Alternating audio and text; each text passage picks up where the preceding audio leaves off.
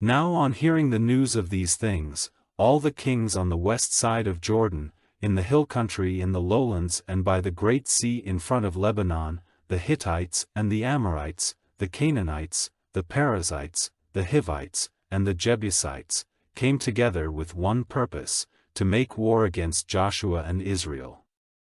And the men of Gibeon, hearing what Joshua had done to Jericho and Ai, acting with deceit, got food together as if for a long journey, and took old food bags for their asses, and old and cracked wineskins kept together with cord, and put old stitched-up shoes on their feet, and old clothing on their backs, and all the food they had with them was dry and broken up. And they came to Joshua to the tent circle at Gilgal, and said to him and to the men of Israel, We have come from a far country, so now make an agreement with us. And the men of Israel said to the Hivites, It may be that you are living among us, how then may we make an agreement with you? And they said to Joshua, We are your servants. Then Joshua said to them, Who are you and where do you come from? And they said to him, Your servants have come from a very far country, because of the name of the Lord your God, for the story of his great name, and of all he did in Egypt has come to our ears, and what he did to the 2 kings of the Amorites east of Jordan, to Sihon, king of Heshbon, and to Og, king of Bashan, at Ashtaroth. So the responsible men and all the people of our country said to us, Take food with you for the journey and go to them, and say to them, We are your servants, so now make an agreement with us. This bread which we have with us for our food, we took warm and new from our houses when starting on our journey to you, but now see, it has become dry and broken up.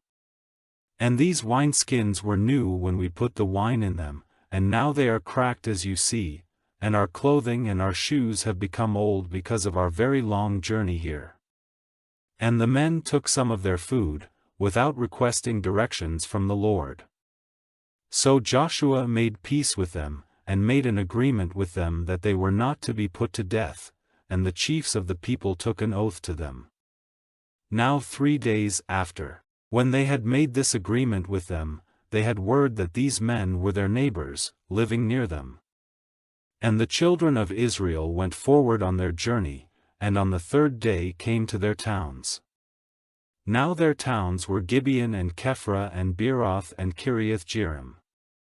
And the children of Israel did not put them to death, because the chiefs of the people had taken an oath to them by the Lord, the God of Israel. And all the people made an outcry against the chiefs. But all the chiefs said to the people, We have taken an oath to them by the Lord, the God of Israel, and so we may not put our hands on them.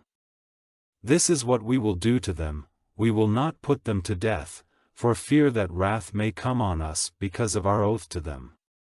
Keep them living and let them be servants, cutting wood and getting water for all the people. And all the people did as the chiefs had said to them. Then Joshua sent for them, and said to them, Why have you been false to us, saying, We are very far from you, when you are living among us? Now because of this you are cursed, and you will forever be our servants, cutting wood and getting water for the house of my God.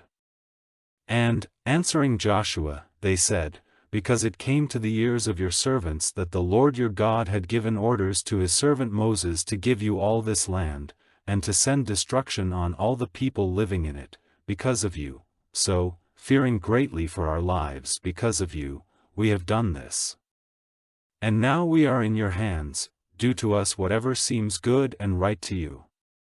So he kept them safe from the children of Israel, and did not let them be put to death. And that day Joshua made them servants, cutting wood and getting water for the people and for the altar of the Lord, in the place marked out by him, to this day.